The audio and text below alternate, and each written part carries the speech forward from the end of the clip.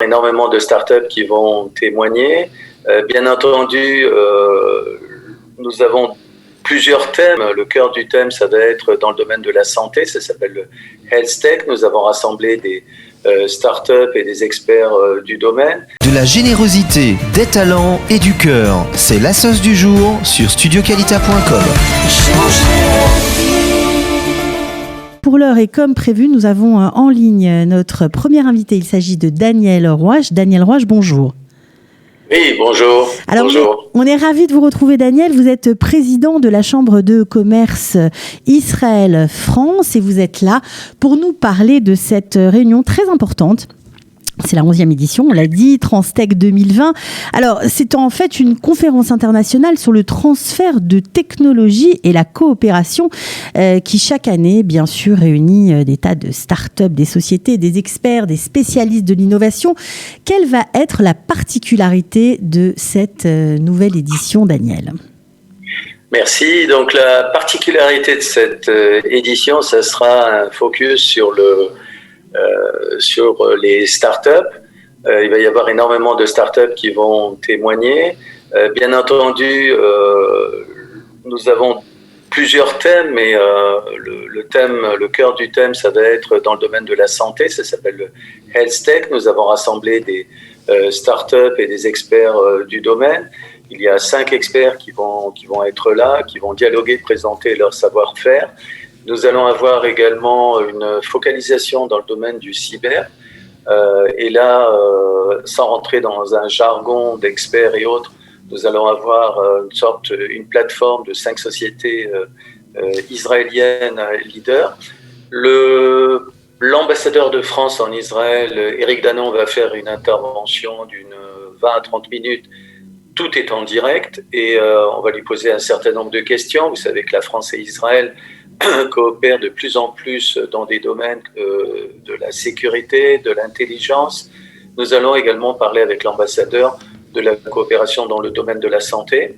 C'est un domaine très très important actuellement les Français s'intéressent beaucoup à ce que font les Israéliens, comment les Israéliens développent des vaccins, dont celui de Nest Siona, les laboratoires de Nest Siona qui ne sont pas très loin de là où je vous parle actuellement, puisque Israël investit des sommes énormes dans ces laboratoires pour découvrir des vaccins. Donc il va y avoir un ensemble de speakers. Figurez-vous qu'il y a 40 speakers qui vont parler. Ils vont être installés à Zurich, Paris, Tel Aviv. Donc c'est une opération complexe que nous sommes en train de mettre au point. Et bien entendu, donc nos auditeurs, les auditeurs du Studio Calita sont très cordialement invités à cet événement. J'ai 10 places à offrir, donc il suffit de m'envoyer un mail. Je l'ai déjà fait pour une grande radio à Paris. Mon mail, c'est daniel@rouache.net. On invite une dizaine de personnes. Le reste, vous rentrez sur le site internet. On va vous donner toutes les coordonnées nécessaires. Mais c'est véritablement un rendez-vous. Maintenant, c'est la 11e année. Donc, vous voyez qu'on est très, très persévérant. Beaucoup de gens ne savent pas un point crucial sur la spécificité d'Israël. C'est que nous avons ici en Israël une liaison extrêmement forte entre le monde universitaire et également le monde industriel. Il y a des transferts de technologie et de savoir-faire. Les Israéliens ont développé un savoir-faire unique. Je prends par exemple le cas de l'Institut Weizmann.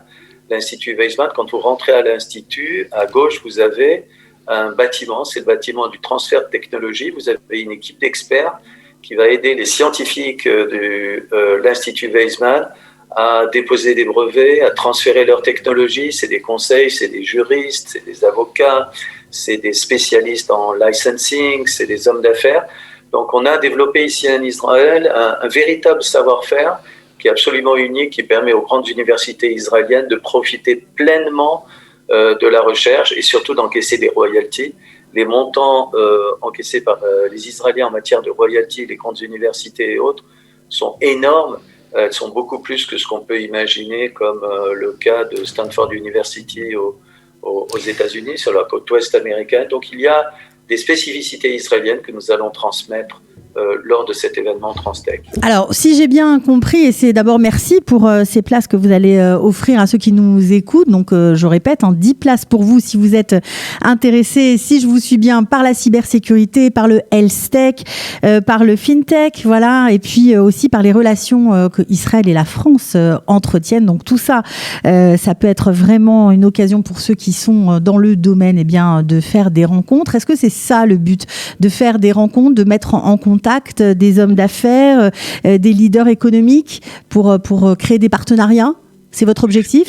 C'est exactement ça. C'est exactement ça, puisque vous voyez, on découvre des perles, des sociétés israéliennes qui sont inconnues, ne serait-ce qu'en France et en Europe.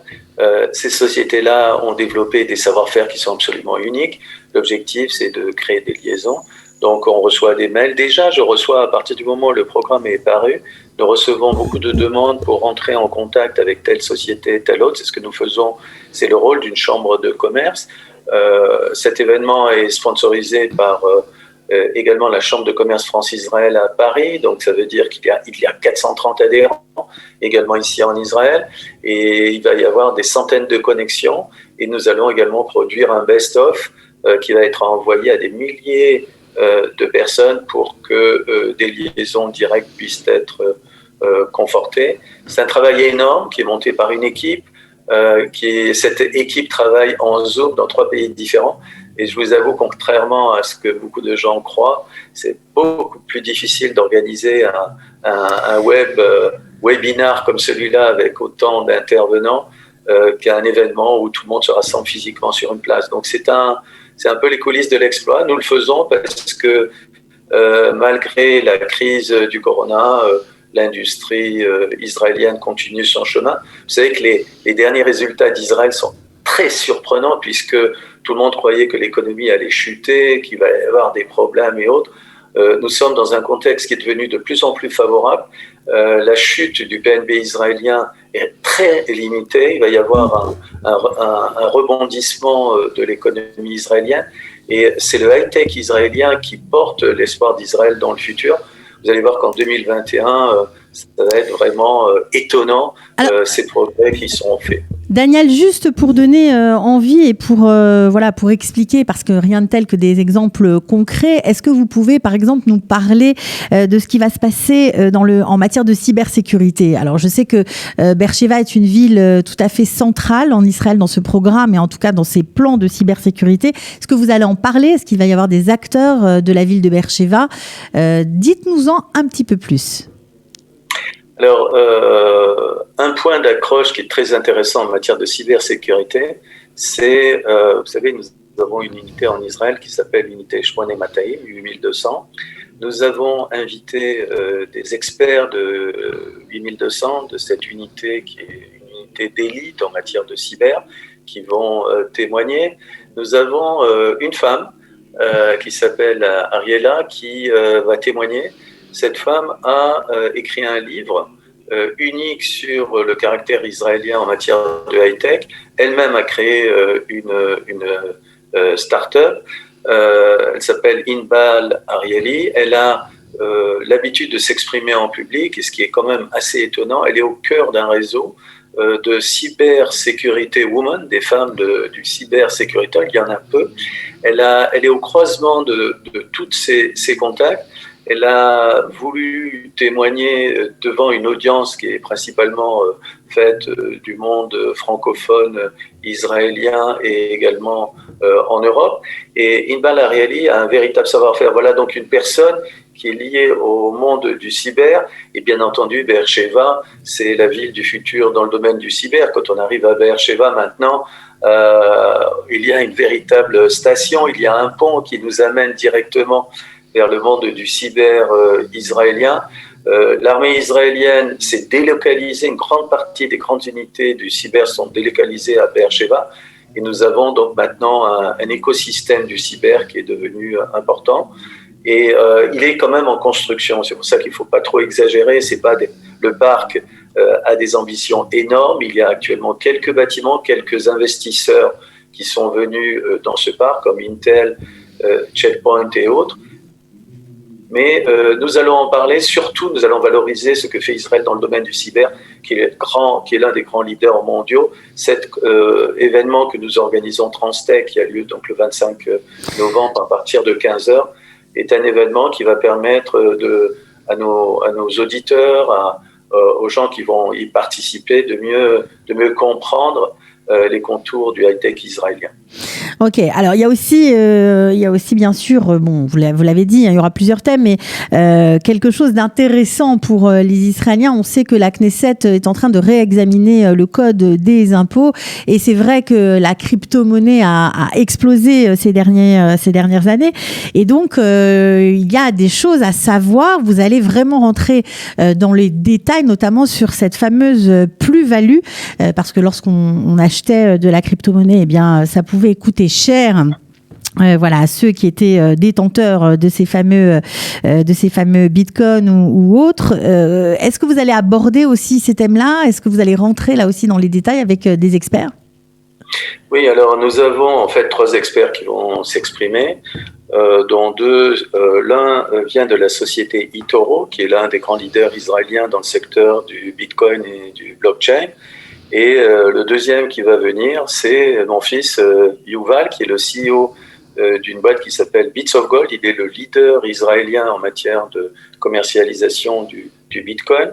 Il fait partie de ce qu'on appelle la Bitcoin Embassy, qui est basée à Tel Aviv, juste devant la bourse de Tel Aviv. La Bitcoin Embassy rassemble 3000 personnes intéressées et leaders qui sont intéressés par cet univers-là de la cryptocurrency. Et Yuval, donc mon fils, va expliquer pourquoi le Bitcoin actuellement a dépassé $18 000 pour un Bitcoin, ce qui est assez extraordinaire, puisqu'il y a ne serait-ce que quelques mois, le Bitcoin était tourné autour de 6 000, il y avait 6 000, 7 000 $ un Bitcoin. Aujourd'hui, on en est à 18 000. Donc, il va nous expliquer ce qui est évident pour moi. C'est que les participants à notre séminaire vont être amenés à contacter d'autres personnes. Donc nous travaillons à ciel ouvert. Lorsqu'on pose une question, on donne des réponses précises en disant voilà quels sont les grands acteurs. En ce qui concerne le monde du Bitcoin, c'est l'un des domaines clés d'Israël, tourné vers la fintech. Vous savez que des grandes banques internationales se sont implantées ici en Israël, principalement américaines, pour développer des véritables laboratoires de recherche dans le domaine de la finance. Et ces gens-là sont des gens importants. Bien entendu, Transtech ne peut pas tout présenter, mais ça sera le départ d'une mise en contact. Et Israël a développé des savoir-faire, ça vaut la peine de les connaître. Bien sûr. Et Israël n'est pas présent dans tous les domaines, on est présent dans certains domaines. Il se trouve que les Israéliens ont été très réactifs par rapport à l'environnement. Tout à l'heure, je vous parlais du secteur de la santé, beaucoup des développements. Pour Transtech également, un fait que je tiens à noter pour le studio Kalita, pour nos auditeurs. J'ai été quand même assez impressionné par ce que font également les Français en Israël.